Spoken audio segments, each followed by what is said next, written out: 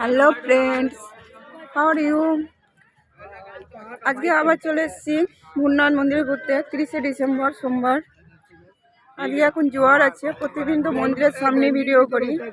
আজকে দেখো গঙ্গাধারে এসছি, জোয়ার আছে। অনেক গরিব মানুষ, আগের দিন দেখেছিলাম ওরা শুয়ে আছে এত ঠান্ডার মধ্যে। চারিদিকে গঙ্গার ভিউজটা খুব সুন্দর লাগছে।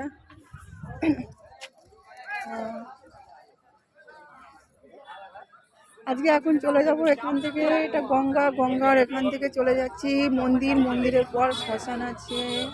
ঠিক আছে, কিছু ভিউজ আজকে দেখাবো তোমাদেরকে।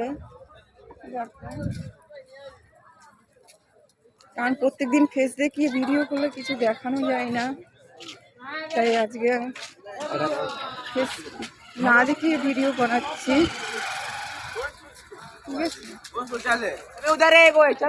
সুন্দর লাগছে।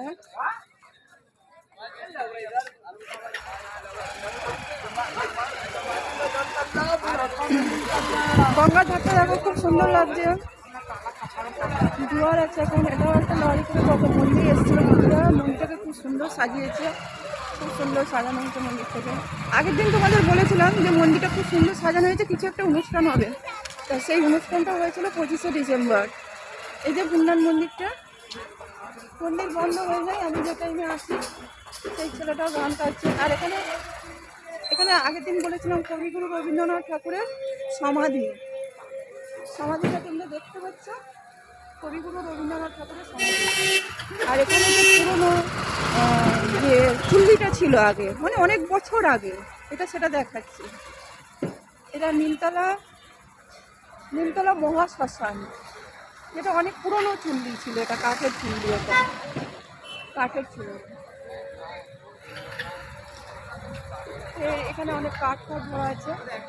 যাদের ইচ্ছা হয় যে মানে কাঠে বডি দাহ করবে, তারা এখানে পোড়ায়। আর যারা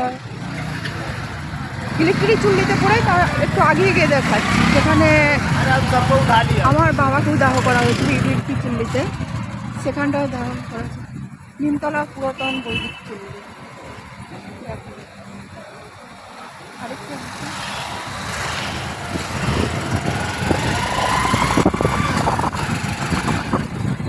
এবার মেন যেখানে আজকে অমাবস্যা, কিন্তু তবু শ্মশানে এসেছি আমি।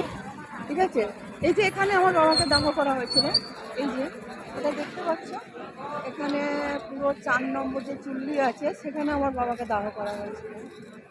আমার বাবার বডিটা ঠিক এই জায়গাটা ব্লু কালার, যেখানে ওখান থেকে নিয়ে যাওয়া হয়েছে।